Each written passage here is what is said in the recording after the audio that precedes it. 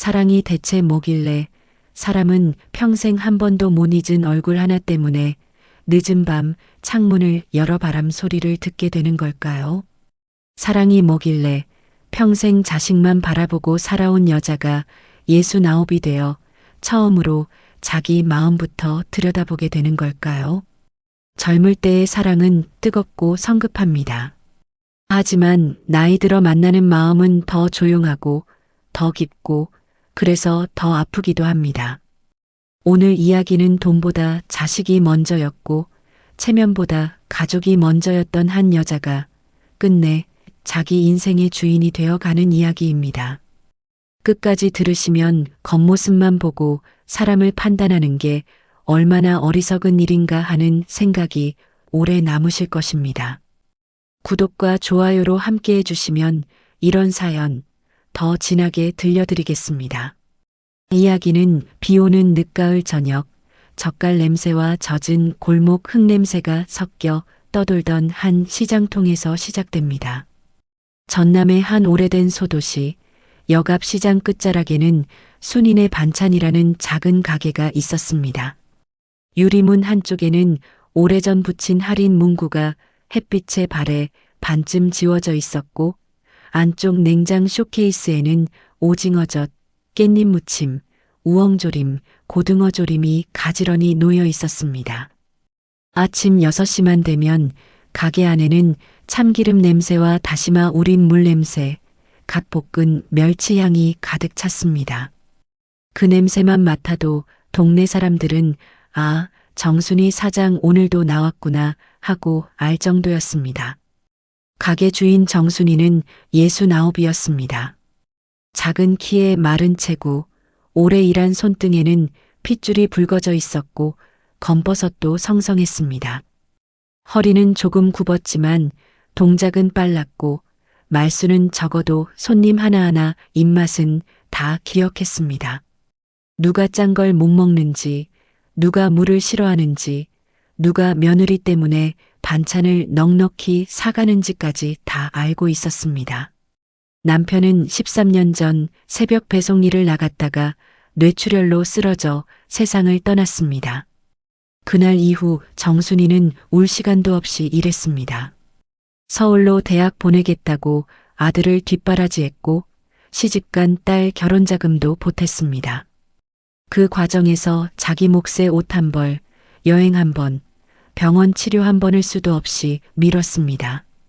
사람들은 그녀를 두고 억척스럽다고 했지만 사실 정순이는 억척스러운 게 아니라 버티는 법밖에 몰랐던 사람이었습니다. 정순이에게는 아들 강민호와 딸 강유진이 있었습니다. 딸 유진은 부산으로 시집가 몇 달에 한 번 전화하는 정도였고 아들 민호는 서울에서 건설자재 유통업을 한다며 늘 바쁜 척했습니다. 겉으로 보기엔 번듯했습니다. 양복도 말끔하게 입고 차도 외제차 비슷한 중고차를 끌고 다녔고 어머니 앞에서는 늘 엄마 나 잘 돼가. 걱정하지 마라고 말했습니다. 하지만 정순이는 알고 있었습니다. 민호의 말 끝마다 조급함이 묻어 있었고 전화할 때마다 돈 이야기를 돌려 꺼냈습니다. 엄마, 그때 말한 적금 깨면 좀 어떻겠어? 엄마, 시장 건물값 오른다며. 가게라도 나중엔 정리해야지. 엄마 혼자 사는데 큰 집이 무슨 소용이야. 처음엔 자식 걱정이라 여겼지만 횟수가 거듭될수록 이상한 그림자가 마음에 드리웠습니다. 그러나 정순이는 애써 모른 척했습니다. 자식에게 실망하는 순간이 얼마나 쓰라린지 알았기 때문입니다. 정순이가 사는 집은 시장 뒤 오래된 단층 주택이었습니다. 남편이 살아있을 때 어렵게 마련한 집이었고 그 집 마당에는 오래된 감나무 한 그루가 있었습니다. 가을이면 까치가 먼저 와서 잘 익은 감을 쪼아먹곤 했습니다. 저녁이 되면 집안은 지나치게 조용했습니다. 냉장고 돌아가는 소리, 벽시계 초침 소리, 옆집 텔레비전 소리만 희미하게 들렸습니다.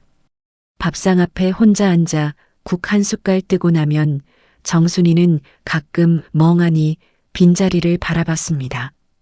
거기엔 늘 남편 자리가 있었습니다. 젊을 땐 싸우기도 많이 싸웠지만 늙어 함께 늙어갈 줄 알았던 사람이 먼저 떠난 자리는 시간이 지나도 메워지지 않았습니다. 그런 날이면 정순이는 방문 앞에 놓인 낡은 실내화를 가만히 바라보다가 아이고, 내가 왜 이러나 하고 한숨을 쉬곤 했습니다. 외로움이란 건 티를 내지 않아도 몸에 쌓이는 법이었습니다. 그해 늦가을, 유난히 비가 자주 왔습니다. 시장 골목 바닥에는 젖은 배춧잎이 들러붙어 있었고 상인들은 무릎 담요를 덮고 손난로를 주무르며 손님을 기다렸습니다. 어느 비 오는 저녁 정순이가 문을 닫으려는데 한 남자가 우산도 없이 가게 앞에 서 있었습니다. 회색 코트 끝단은 비에 젖어 있었고 구두는 흙탕물이 튄 자국으로 얼룩져 있었습니다.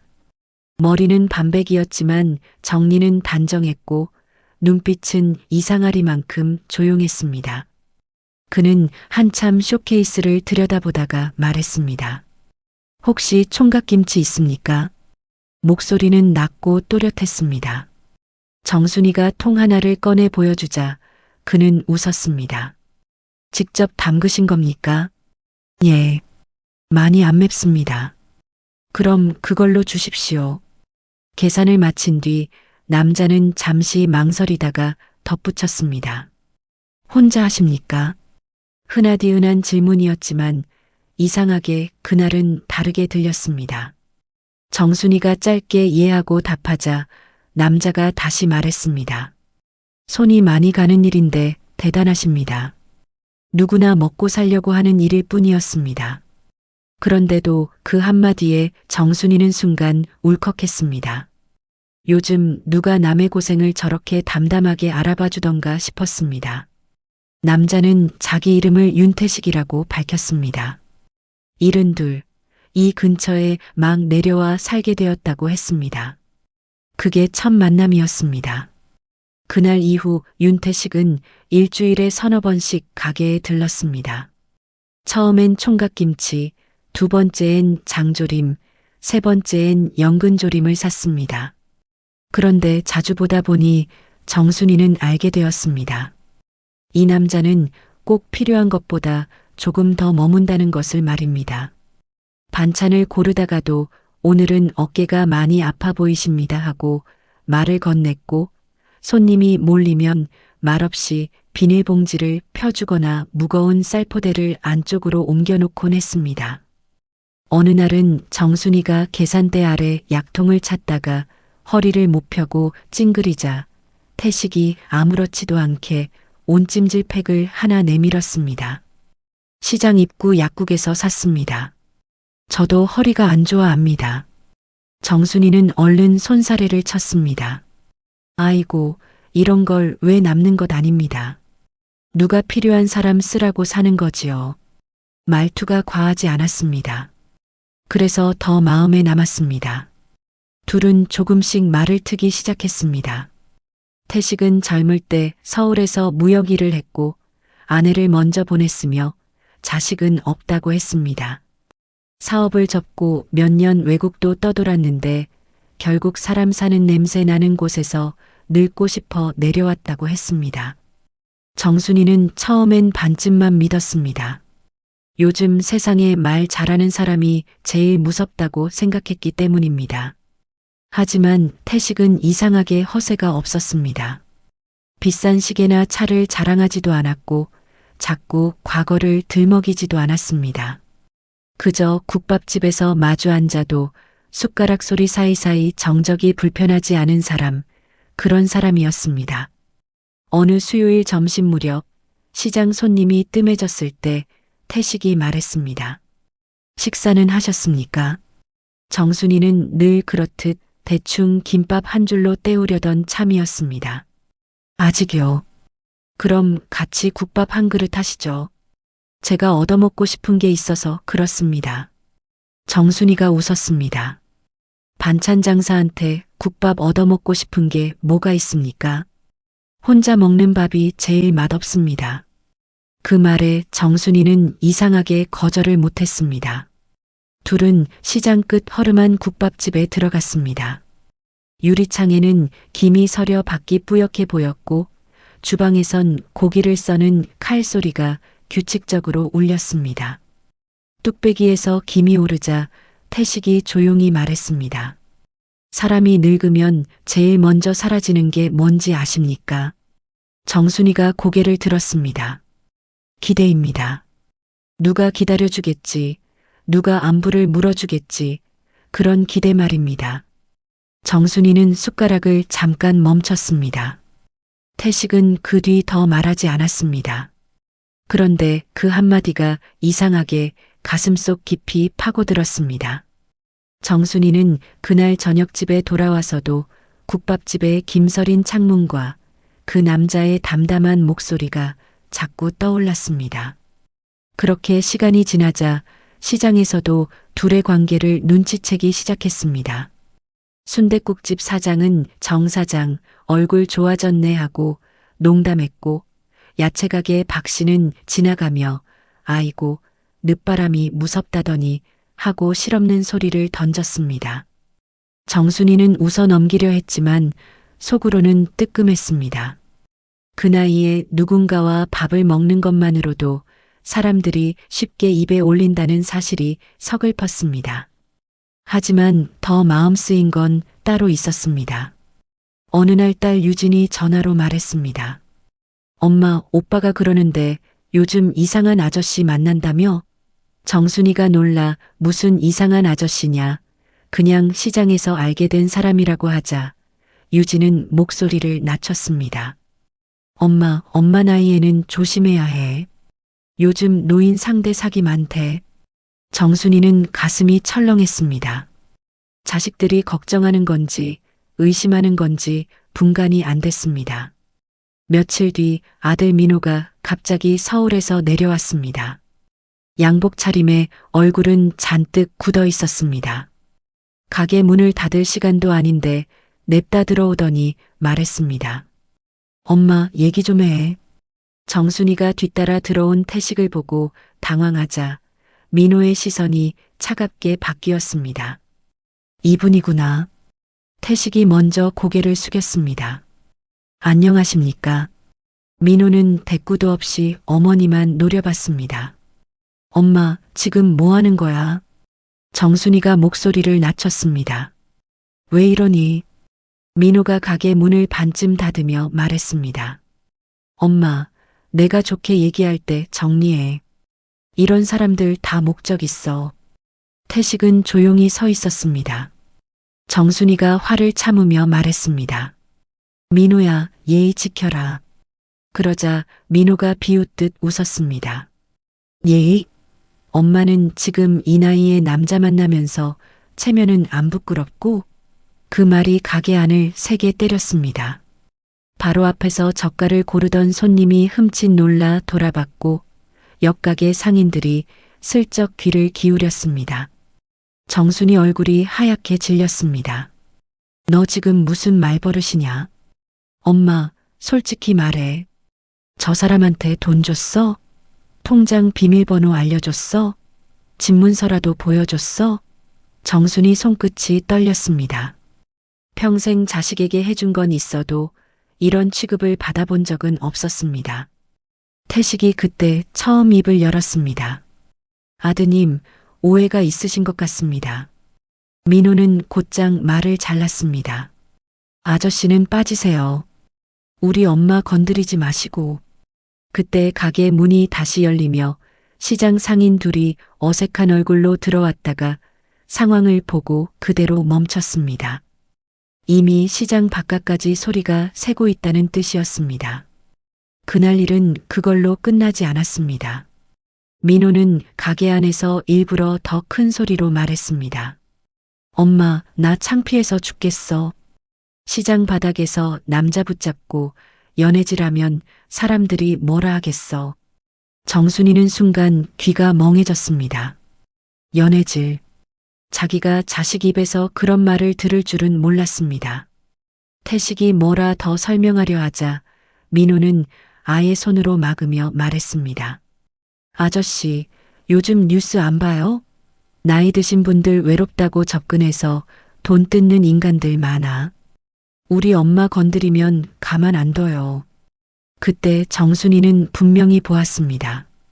가게 밖에서 지나가던 몇몇이 발걸음을 늦추고 안을 들여다보는 것을. 오래 장사한 사람에게 공개적인 망신만큼 쓰린 게 또 없었습니다. 정순이는 목이 꽉 막혀 말이 나오지 않았습니다. 태식은 잠시 민호를 바라보다 아주 낮게 말했습니다. 제가 불편을 드렸다면 죄송합니다. 하지만 어머님을 함부로 말씀하시는 건 듣기 어렵습니다. 민호가 비웃었습니다. 어머님? 벌써 어머님이야? 그 말에 상인 몇이 웃음을 삼키는 기색을 보였습니다. 정순이는 순간 너무 수치스러워 눈앞이 캄캄했습니다. 민호야, 그만해라. 엄마는 가만히 있어. 내가 어떻게 가만히 있냐? 내가 지금 사람 앞에서 정순이가 말을 잇지 못하자 민호는 냉정하게 말했습니다. 엄마 제정신 아니야. 아버지 돌아가신 지 얼마나 됐다고. 그 말은 칼처럼 깊었습니다. 태식이 조용히 코트를 챙기더니 가게 밖으로 나갔습니다. 정순이는 그의 젖은 등판을 보며 이상하게 더 서러웠습니다. 자기를 두고 도망가는 사람이 아니라 더 큰 망신을 막기 위해 물러나는 사람처럼 보였기 때문입니다.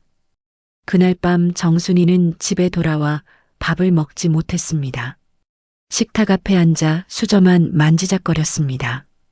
비가 지붕을 두드리는 소리가 계속 들렸고 형광등 불빛은 유난히 차갑게 느껴졌습니다. 민호는 저녁 늦게까지 집 거실에서 서류를 뒤적였습니다. 엄마, 진명에 아직 엄마 앞으로 돼 있지? 통장은? 적금은? 정순이는 그제야 묘한 불길함을 느꼈습니다. 왜 그런 걸 묻냐? 민호는 말을 돌렸습니다. 엄마 혼자 있으니까 미리 정리해야지. 나중에 무슨 일 생기면 복잡하잖아. 그 말은 얼핏 맞는 말 같았지만 정순이는 아들의 눈에서 효심보다 계산을 먼저 읽었습니다. 민호는 다음 날 아침 서울로 올라가며 말했습니다. 엄마, 내가 다시 올 때까지 그 사람 만나지 마. 괜히 문제 만들지 말고. 정순이는 대답하지 않았습니다. 문이 닫히고 한참 뒤에야 작은 소리로 중얼거렸습니다. 사람이 나이를 먹으면 사랑도 죄가 되나? 며칠 뒤 시장에 더 큰 소문이 돌았습니다. 누군가가 정순이와 태식이 국밥집에서 마주 앉아 있는 사진을 찍어 시장 상인들 단체방에 올린 것이었습니다. 정순이 사장 드디어 봄 오셨네 같은 싼 농담도 있었고 저 남자 좀 수상해 보인다는 말도 있었습니다. 어떤 여자는 대놓고 가게에 와서 말했습니다. 언니 조심하세요. 요즘 나이 든 여자들 외로우면 금방 홀려. 정순이는 웃지도 못했습니다. 남자가 그러면 로맨스고 여자가 그러면 주책이라는 식의 시선이 너무 익숙해서 더 지긋지긋했습니다. 그런데 그 와중에 태식은 모습을 보이지 않았습니다. 사흘, 나흘, 일주일이 지나도 오지 않았습니다. 정순이는 스스로도 놀랄 만큼 마음이 허전했습니다. 무슨 사이도 아니면서 자꾸 골목 끝만 보게 됐고 누군가 회색 코트를 입고 지나가면 괜히 가슴이 철렁했습니다. 그제야 알았습니다. 자신이 그 사람을 기다리고 있다는 것을. 그러던 어느 날 가게 건물주가 나타났습니다. 통통한 몸에 늘 셔츠 단추를 배가 터질 듯 잠그고 다니는 박 사장이었습니다. 그는 가게 안을 둘러보더니 무뚝뚝하게 말했습니다. 정 사장, 계약 끝나면 이번엔 비워줘야겠어. 정순이가 얼어붙었습니다. 갑자기 그게 무슨 말씀이세요? 아들이 하겠다는 사람이 있어. 권리금도 2배 준다고 하고. 정순이는 눈앞이 깜깜해졌습니다. 이 가게는 남편 죽고 난 뒤 자신의 숨통이었습니다. 여기서 밀려나면 어디로 가라는 건지 막막했습니다. 사장님, 저 그동안 한 번도 월세 밀린 적 없잖아요. 알지. 그런데 세상사 돈 따라가는 거지 별 수 있나? 박 사장은 조금 미안한 얼굴을 하면서도 단호했습니다. 한 달 안에 정리해. 그 말을 듣는 순간 정순이는 다리가 휘청했습니다. 하필이면 그 장면을 옆집 미용실 아줌마가 들었고 소문은 그날 오후 시장 전체로 퍼졌습니다. 정순이 이제 가게 뺀대. 쯧쯧, 늦바람 나더니 집안도 꼬이나 보다. 사람들은 이유를 모르면 꼭 자기들 방식으로 이유를 만들어냈습니다. 정순이는 억울했고 치욕스러웠고 무엇보다 두려웠습니다. 그날 저녁 아들 민호에게 전화를 걸자 민호는 오히려 짜증을 냈습니다. 엄마, 그래서 내가 진작 말했잖아. 그냥 가게 정리하고 집도 팔아. 나랑 서울 올라와. 내 장사도 어렵다면서 내가 가면 뭐하냐? 그럼 요양시설 좋은데 알아볼까? 정순이는 말을 잃었습니다. 뭐? 민호는 아무렇지도 않게 말했습니다. 엄마 혼자 살면 위험하잖아. 요즘 시설 얼마나 좋은데. 그 순간 정순이는 등골이 오싹했습니다. 아들이 걱정하는 건 어머니의 외로움이 아니라 어머니의 삶을 정리하는 속도라는 생각이 번개처럼 스쳤습니다. 더구나 다음날 민호가 다시 내려왔을 때 며느리 최은정까지 함께 왔습니다. 늘 세련된 척하며 말끝마다 웃음을 붙이던 며느리는 가게 문을 닫자마자 본색을 드러냈습니다. 어머니, 우리도 솔직히 말씀드릴게요. 어머니 연세에 괜히 이상한 남자 만나서 일 더 만들지 마세요. 요양원 들어가시면 식사도 다 나오고 병원도 바로바로 연결되고 좋잖아요. 정순이는 며느리 얼굴을 말없이 바라봤습니다. 며느리는 그런 시선을 피하지도 않고 덧붙였습니다. 그리고 집이랑 가게 정리하면 그 돈으로 어머니 노후 충분히 보장할 수 있어요. 듣기 좋은 말이었지만 핵심은 분명했습니다. 자기들 손에 돈이 들어와야 한다는 것이었습니다. 정순이는 그제야 깨달았습니다. 가게를 빼라는 통보도 우연이 아닐 수 있다는 것을. 건물주에게 누가 먼저 접근했을까? 누가 권리금을 2배로 부른 걸까? 머릿속이 서늘해졌습니다. 결정적인 날은 병원에서 왔습니다. 정순이는 무리하게 김장 배추를 옮기다 허리를 심하게 다쳐 응급실에 실려갔습니다. 허리를 붙잡고 침대에 누워 있는데 아들 내외가 뒤늦게 왔습니다. 정순이는 아픈 와중에도 괜찮다고 했지만 며느리는 의사 앞에서 대뜸 말했습니다. 선생님, 어머니 요즘 기억도 깜빡하시고 혼자 생활이 좀 힘드세요. 보호자 입장에선 시설을 고려해야 할 것 같아서요. 정순이는 너무 놀라 눈을 크게 떴습니다. 내가 언제 하지만 며느리는 못 들은 척했고 민호도 옆에서 엄마, 이제 몸도 이러니까 우리 말 듣자 하고 거들었습니다. 그 말은 정순이를 아픈 사람에서 판단 능력 없는 사람으로 순식간에 밀어 넣는 것이었습니다. 그때 병실 문이 열렸습니다. 윤태식이었습니다. 손에는 과일 한 봉지가 들려 있었습니다. 정순이는 당황했고 아들 내외는 얼굴을 굳혔습니다. 태식은 상황을 한 번에 알아차린 듯 잠시 침묵하다가 의사에게 차분히 말했습니다. 정순이 씨는 제가 보호자는 아니지만 지금 의식도 명료하고 대화도 정확하십니다. 환자 의사 확인 없이 시설 이야기부터 하는 건 성급한 것 아닙니까? 며느리가 냉소적으로 말했습니다. 누구신데 참견하세요. 태식은 그녀를 똑바로 보며 말했습니다. 참견이 아니라 상식입니다. 그 순간 민호가 다가와 소리쳤습니다. 당신 때문에 우리 집안이 엉망이 됐어. 병실 밖 간호사들이 돌아볼 정도로 큰 소리였습니다. 정순이는 침대에 누운 채 눈물이 났습니다. 평생 자식 편 들며 살았는데 가장 약한 순간에조차 자식은 자신을 사람 취급하지 않는다는 사실이 너무 아팠기 때문입니다. 그 병원 사건 이후 정순이는 오히려 마음을 정리하게 되었습니다. 사람은 가장 아플 때 누가 자기 편인지 똑똑히 보게 된다고 했습니다. 퇴원한 뒤 정순이는 민호가 가져온 위임장과 부동산 관련 서류를 찢어버렸습니다. 민호는 기가 막힌 얼굴로 말했습니다. 엄마 지금 뭐 하는 거야? 정순이는 평생 처음으로 차갑게 말했습니다. 내 집은 내가 지킨다. 며느리가 코웃음을 쳤습니다. 어머니, 지금 감정적으로 나오실 때가 아니에요. 정순이는 며느리를 똑바로 바라보았습니다. 내가 감정적으로 안 살았으면 너희 둘이 여기까지 왔겠냐? 그 한마디에 거실 공기가 굳어버렸습니다. 그날 이후 민호는 어머니 전화를 받지 않았고 며느리는 가족 단체방에 어머니가 이상한 사람 말만 듣고 계시다는 식의 글을 올렸습니다. 딸 유진까지 흔들렸습니다. 엄마, 오빠 말도 일리가 있지 않아? 정순이는 더 이상 해명하지 않았습니다. 그럴수록 자기만 초라해질 것 같았습니다. 그러던 어느 오후였습니다. 시장 골목에 평소 보기 힘든 검은 세단 2대가 멈춰 섰습니다. 정장을 입은 남자 둘이 내려 곧장 순인의 반찬으로 들어왔습니다.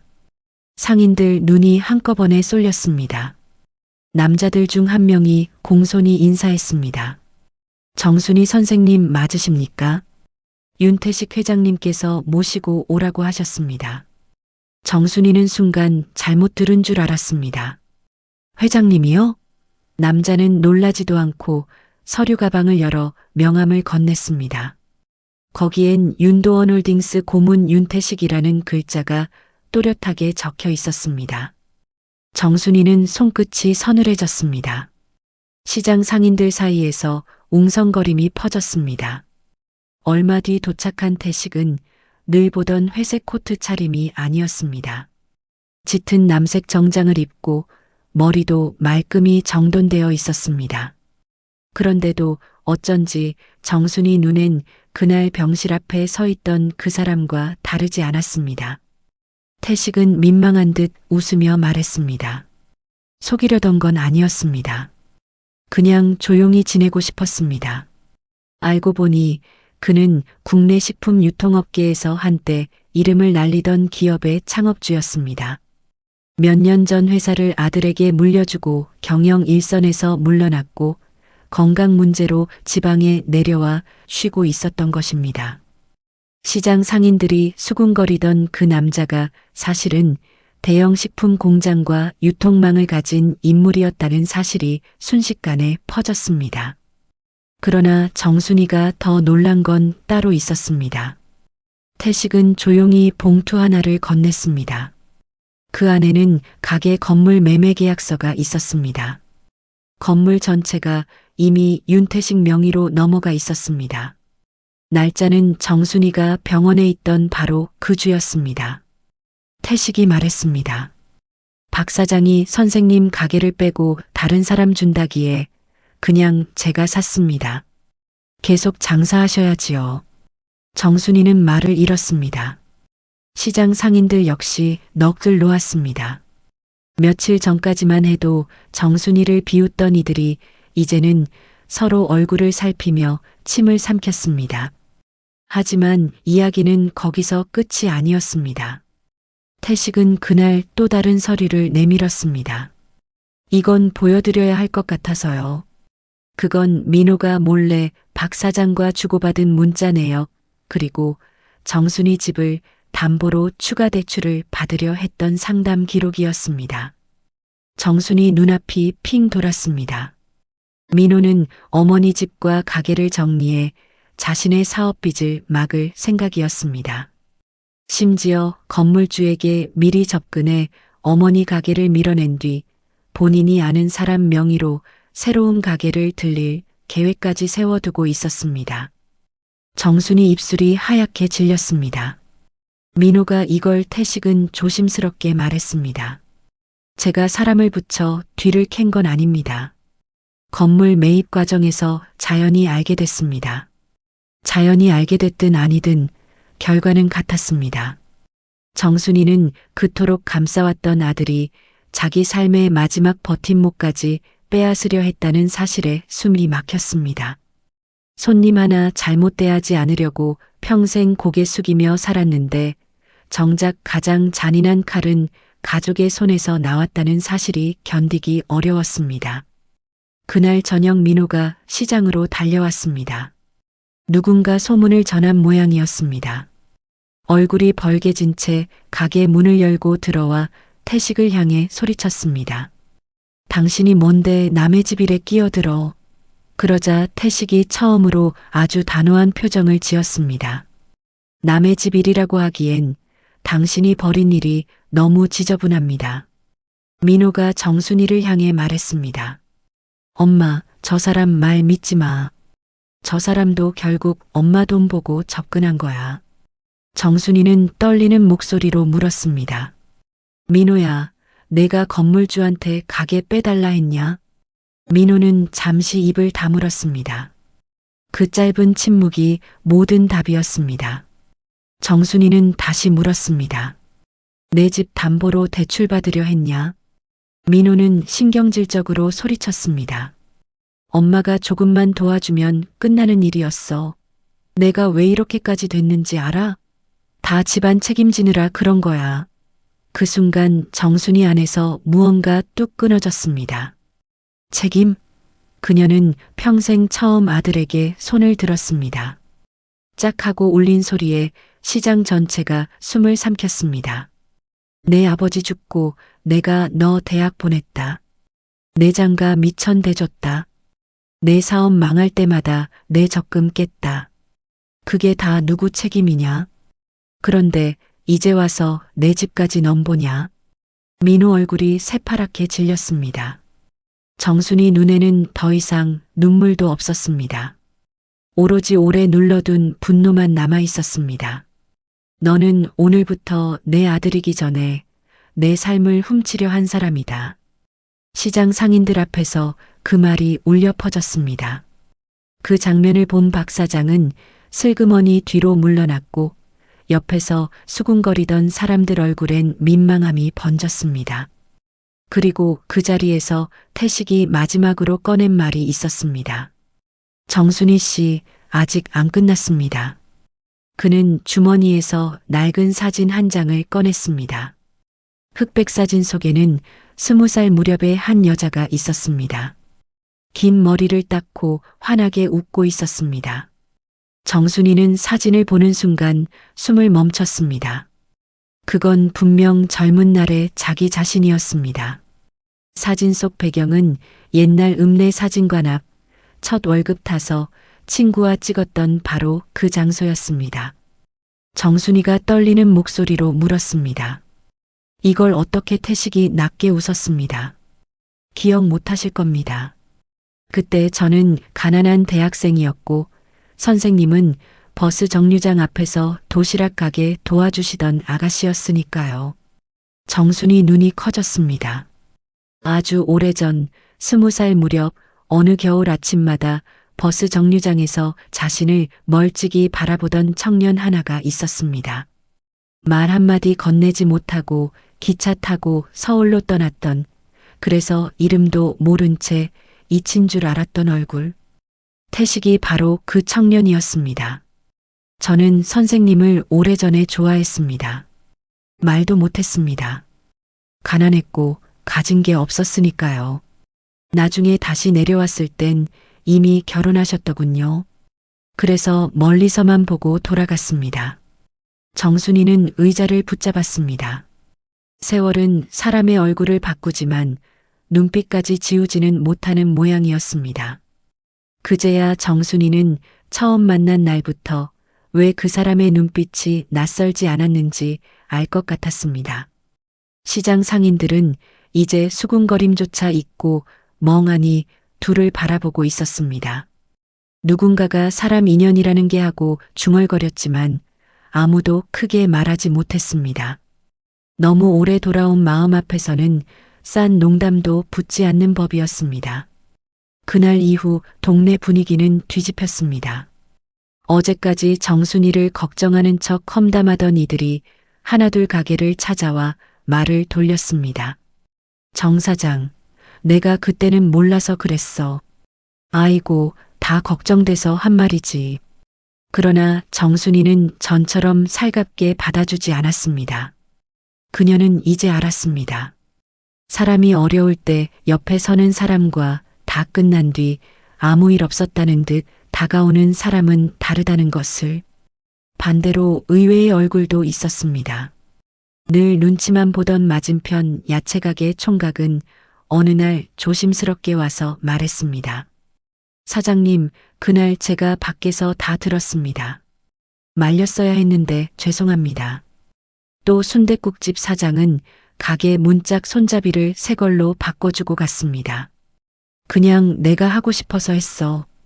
누구는 뻔뻔했고 누구는 늦게나마 미안해했습니다. 사람은 그렇게 제각기 민낯을 드러냈습니다. 하지만 가장 큰 후폭풍은 민호 쪽에서 일어났습니다. 태식이 직접 손을 쓴 건 아니었지만 민호가 이미 여러 군데에서 빚을 돌려 막아왔다는 사실이 연이어 터졌습니다. 거래처에서 미수금 소송이 들어왔고 차는 압류됐고 함께 일하던 동업자는 먼저 손을 털고 나가버렸습니다. 며느리 은정은 처음엔 끝까지 남편 편을 들었습니다. 어머니가 우리를 망하게 했다는 말까지 했습니다. 그러나 카드값 독촉과 집세 미납이 현실이 되자 가장 먼저 무너진 것도 은정이었습니다. 어느 비 오는 저녁 정순이 집 대문 밖에 며느리가 혼자 서 있었습니다. 화장도 지워져 있었고 우산도 없이 울고 있었습니다. 정순이는 잠시 문을 열지 않았습니다. 하지만 끝내 외면할 수 없어 안으로 들였습니다. 은정은 무릎을 꿇듯 주저앉아 말했습니다. 어머니, 죄송해요. 제가 너무 몰랐어요. 정순이는 차를 내려놓고 말없이 앉았습니다. 은정은 훌쩍이며 털어놓았습니다. 민호가 이미 결혼 전부터 빚이 있었고 사업이 잘 된다는 말도 대부분 꾸민 것이었다고 했습니다. 집안 체면 때문에 차도 좋은 척, 사무실도 큰 척했지만 실은 카드론과 사채까지 손댄 상태였습니다. 저도 처음엔 같이 버텨보려 했어요. 그런데 남편이 어머니 집까지 팔 생각하는 거 보고 그때도 말렸어야 했는데 저도 겁이 났어요. 은정 목소리는 떨렸습니다. 정순이는 그 얼굴을 가만히 바라봤습니다. 밉지 않다면 거짓말이었습니다. 하지만 아주 조금 그 안에서 무너지는 사람의 기색도 보였습니다. 누구나 잘못은 합니다. 중요한 건 그 뒤였습니다. 정순이가 처음으로 입을 열었습니다. 내가 정말 잘못했다고 생각하면 내 남편부터 똑바로 보게 해라. 회피하지 말고. 며칠 후 더 큰 일이 벌어졌습니다. 민호가 술에 취해 시장 근처에서 쓰러진 채 발견된 것입니다. 새벽에 경찰 연락을 받고 나간 사람은 정순이가 아니라 윤태식이었습니다. 그는 민호를 병원으로 데려가 응급처치를 받게 했고 보호자 서류엔 정순이 대신 자신의 연락처를 남겼습니다. 소식을 들은 정순이는 병원으로 달려갔습니다. 민호는 술이 깨기도 전에 눈물을 흘리고 있었습니다. 엄마 그 한마디에 정순이는 심장이 내려앉는 기분이었습니다. 아무리 미워도 자식이었습니다. 민호는 흐느끼며 말했습니다. 나 정말 끝난 줄 알았어. 정순이는 차갑게 말했습니다. 끝나기 전에 나를 끝내려 했지. 민호는 아무 말도 못했습니다. 그때 윤태식이 조용히 병실 밖으로 나가려 하자 민호가 붙잡듯 불렀습니다. 아저씨 아니 선생님. 태식이 돌아보았습니다. 민호는 얼굴을 들지 못한 채 말했습니다. 왜 저를 살려줬습니까? 태식은 한참 있다가 대답했습니다. 어머니 가슴에 돌 하나 더 얹히게 하고 싶지 않았습니다. 민호는 그 자리에서 소리내 울었습니다. 정순이는 그 모습이 한심하면서도 어쩐지 20살 때 넘어져 무릎 깨고 울던 아들의 얼굴이 겹쳐 보여 가슴이 저렸습니다. 사람은 미워도 자식이 무너지는 모습 앞에 완전히 돌이 되지는 못하는 법이었습니다. 그 병원 사건이 민호에게는 첫 번째 바닥이었습니다. 그는 퇴원 뒤 윤태식에게 먼저 찾아갔습니다. 사람들이 놀랄 만큼 수척해진 얼굴로 고개를 숙였습니다. 죄송합니다. 저를 미워하셔도 됩니다. 태식은 그를 오래 바라보다 말했습니다. 나를 미워하든 미안해하든 상관없습니다. 중요한 건 어머니께 한 짓입니다. 민호는 그 말 앞에 한참 서 있었습니다. 그리고 처음으로 변명 없이 말했습니다. 제가 잘못했습니다. 태식은 그제야 의자를 가리켰습니다. 앉으세요. 그날 둘은 긴 이야기를 나눴습니다. 태식은 민호 빚을 대신 갚아주지 않았습니다. 대신 거래처와 채무 구조를 정리하는 변호사를 소개해 주었고 허세부터 버리라고 했습니다. 사업은 체면으로 하는 게 아닙니다. 숫자로 하는 겁니다. 민호는 이를 악물고 하나씩 정리하기 시작했습니다. 큰 사무실을 빼고 차를 팔고 남은 자재를 헐값에라도 털었습니다. 처음엔 부끄럽고 괴로웠지만 도망치지 않고 마주한 건 그 인생에서 처음이었습니다. 그 과정에서 은정도 달라지기 시작했습니다. 카드값 정리를 위해 직접 마트 계산원 일을 시작했고 시댁에 오면 말없이 청소부터 했습니다. 정순이는 그런 모습을 보면서도 쉽게 마음을 열지 않았습니다. 상처는 그렇게 빨리 지워지지 않았습니다. 그러나 변화를 보기는 했습니다. 잘못을 덮으려는 사람과 잘못을 끌어안고 견디는 사람은 얼굴빛부터 달라진다는 것을요. 겨울이 지나고 봄이 오자 정순이 삶에도 묘한 변화가 찾아왔습니다. 윤태식은 더 이상 숨기지 않았지만 그렇다고 과시하지도 않았습니다.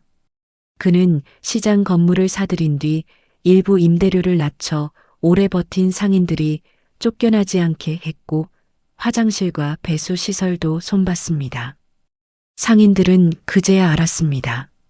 겉으로 촌스럽고 말없는 노인이 아니라 사람을 남기고 장사하는 법을 아는 어른이란 것을 말입니다.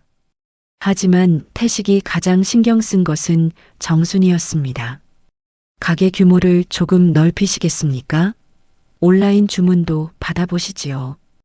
허리 생각해서 직원 한 명 두는 게 좋겠습니다. 정순이는 처음엔 손사래를 쳤지만 태식은 무리하게 밀어붙이지 않았습니다. 대신 차근차근 도왔습니다. 식품위생 허가부터 포장 디자인까지 손봐주었고 순인의 반찬은 작은 시장 가게에서 지역 주민들이 일부러 찾아오는 집이 되었습니다. 정순이는 처음엔 어색했습니다. 누군가 자기 일을 이렇게 진심으로 도와주는 게 낯설었습니다. 평생 자신은 남을 위해 살았지 남이 자신을 위해 움직이는 삶은 겪어보지 못했으니까요. 어느 날 봄비가 부슬부슬 내리던 저녁 태식이 정순이 집 마당 감나무 아래 서 있었습니다. 감나무는 잎만 무성했고 젖은 흙냄새가 퍼졌습니다. 태식은 오래 망설이다가 말했습니다. 정순이 씨, 제가 선생님 곁에 있어도 되겠습니까? 정순이는 빗소리를 들으며 한참 아무 말이 없었습니다. 젊을 때 같으면 설렘이 먼저 왔을지 모릅니다. 그러나 그 나이의 마음은 먼저 두려움부터 살핍니다. 사람들 눈, 자식들 반응, 내 남은 시간, 또 상처받을 가능성. 정순이는 조용히 물었습니다. 왜 저입니까? 세상에 사람도 많은데. 태식은 웃지 않았습니다. 젊을 때도 선생님이었고 지금도 선생님이라서요. 그때는 가난해서 말 못했고 지금은 늦어서 망설였지만 마음이란 게 그렇게 없어지지 않더군요. 정순이 눈가가 젖었습니다. 태식이 덧붙였습니다. 저는 선생님 재산도 집도 필요 없습니다. 제게는 이미 충분한 것이 많습니다. 다만 남은 날들에 누군가 안부를 물어볼 사람이 있었으면 좋겠습니다.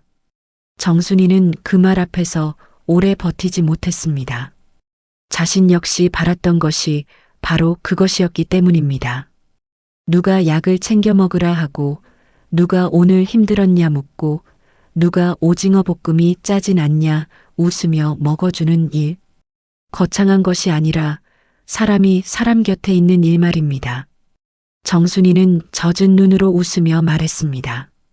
나도 혼자 밥 먹는 거 지겹더라고요. 그 말이 두 사람 사이의 답이었습니다. 물론 세상은 곧장 축복해주지 않았습니다. 딸 유진은 처음엔 펄쩍 뛰었습니다. 엄마, 그 나이에 재혼이 말이 돼? 그러나 막상 내려와 윤태식을 만나보더니 태도가 조금 누그러졌습니다. 자신이 생각한 경박한 늦바람이 아니라 오래 돌아 만난 두 어른의 진지한 마음이라는 걸 느낀 모양이었습니다. 민호는 끝까지 고개를 못 들었습니다. 그러다 어느 날 어머니 앞에 통장 하나를 놓았습니다. 자신이 정리하며 조금씩 갚아 모은 돈이라며 예전에 가져간 적금과 생활비를 일부라도 돌려드리고 싶다고 했습니다. 금액은 크지 않았습니다. 하지만 정순이는 그 통장을 보며 알았습니다. 이 아이가 처음으로 빚이 아니라 책임을 배우고 있구나. 그녀는 통장을 다시 밀어주며 말했습니다. 내가 끝까지 버티고 제대로 사는 게 갚는 거다. 민호는 울먹였습니다. 그날 이후 그는 한 달에 한 번은 꼭 시장에 내려와 어머니 가게 배달 상자를 나르고 밤에는 장부 정리도 도왔습니다. 은정 역시 말수가 줄고 손이 먼저 움직이는 사람이 되었습니다. 시어머니가 피곤해 보이면 발목 찜질팩을 데워오고 가게 잔심부름을 자처했습니다. 잘못을 완전히 지울 순 없었습니다. 하지만 사람은 변할 수 있었습니다. 그것도 진심으로 아프게 넘어져 본 뒤라면 말입니다. 이들이 바로 두 번째 기회를 얻은 사람들이었습니다. 정순이는 쉽게 다 잊어준 건 아니었지만 아예 문을 닫아 걸지도 않았습니다. 그게 그녀가 배운 또 하나의 용기였습니다. 상처받았다고 사랑까지 포기하지 않는 것, 배신당했다고 관계의 가능성까지 묻어버리지 않는 것 말입니다. 초여름이 되던 날, 윤태식은 정순이에게 조용히 반지를 내밀었습니다. 번쩍이는 보석은 아니었습니다. 오히려 오래된 백금 반지처럼 소박했습니다. 식은 올리지 않아도 됩니다. 사람들 불러 떠들 것도 없고요. 다만 제 사람으로 불러도 되겠습니까? 정순이는 웃다가 울었습니다. 이 나이에 반지라니, 이 나이에도 반지는 반지입니다. 태식이 그렇게 말하자 정순이는 결국 손을 내밀었습니다. 그날 시장 사람들은 큰 소리로 축하하지 않았습니다. 대신 하나둘 반찬을 더 사고 꽃 한 다발을 몰래 놓고 가고 떡집에서 판시루떡을 보내왔습니다. 소문 좋아하던 사람들도 이번만큼은 함부로 입을 놀리지 못했습니다. 겉모습으로 우스갯거리 삼았던 두 사람이 결국 누구보다 품위 있게 자기 인생을 선택하는 모습을 보았기 때문입니다. 결혼식 비슷한 자리는 아주 작게 열렸습니다. 시장 뒷골목 작은 한정식 집에서 딸과 아들, 며느리, 몇몇 상인들만 모였습니다. 정순이는 연분홍색 저고리를 입었고 태식은 검은 정장을 단정히 차려입었습니다. 사회도 축가도 거창한 인사말도 없었습니다. 다만 태식이 잔을 들고 말했습니다. 정순이 씨를 젊을 때 놓친 건 제 인생의 오래된 아쉬움이었습니다. 그런데 늦게라도 다시 만난 건 제 생의 큰 선물입니다. 정순이는 손등으로 눈가를 훔쳤습니다. 그리고 답했습니다. 나는 평생 남편 잃고 자식 키우고 먹고 살기 바빠서 내 마음이 뭔지도 모르고 살았습니다. 그런데 늦게라도 알게 됐습니다.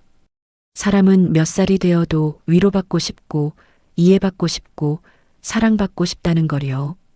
민호는 그 말을 듣고 끝내 고개를 숙인 채 울었습니다. 예전에 그는 어머니를 자신의 삶을 정리해줄 존재로만 보았습니다. 하지만 이제 그는 알게 되었습니다.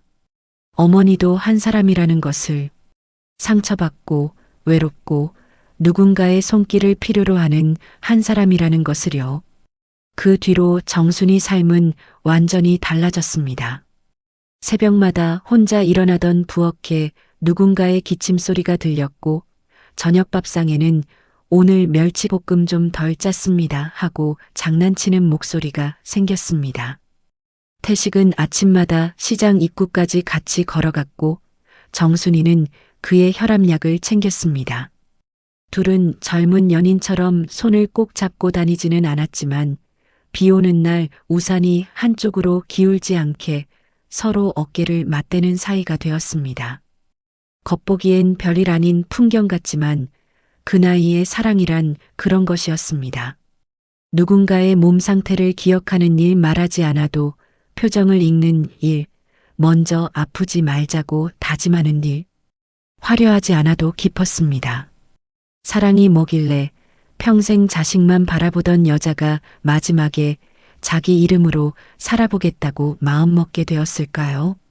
사랑이 뭐길래 젊은 날 말 한마디 못 건넨 남자가 수십 년을 돌아 다시 찾아와 한 사람의 무너진 삶을 일으켜 세웠을까요? 그리고 사랑이 뭐길래 가장 큰 상처를 준 자식마저 다시 사람답게 살 기회를 얻게 되었을까요? 아마 사랑이란 누군가를 무작정 감싸는 것도 눈 감아주는 것도 아닐 겁니다. 때로는 잘못을 바로 보게 하고 때로는 떠나야 할 선을 긋게 하고 그래도 끝내 사람을 완전히 포기하지 않는 마음일지도 모르겠습니다. 겉모습만 보고 사람을 판단하면 진실을 놓치게 됩니다. 허름한 코트 속에 평생 품어온 진심이 숨어 있을 수도 있고 번듯한 양복 안에 욕심과 비겁함이 감춰져 있을 수도 있습니다. 결국 사람을 드러내는 것은 옷이나 말이 아니라 어려운 순간에 무엇을 선택하느냐입니다. 오늘 이야기를 들으신 여러분은 어떻게 생각하십니까? 나이가 들어 다시 찾아온 사랑, 여러분이라면 받아들이시겠습니까? 혹은 가장 늦은 순간에라도 내 편이 되어줄 사람 하나 곁에 두고 싶으십니까? 댓글로 여러분 생각을 남겨주십시오. 여러분의 이야기도 누군가에게 큰 위로가 될지 모릅니다.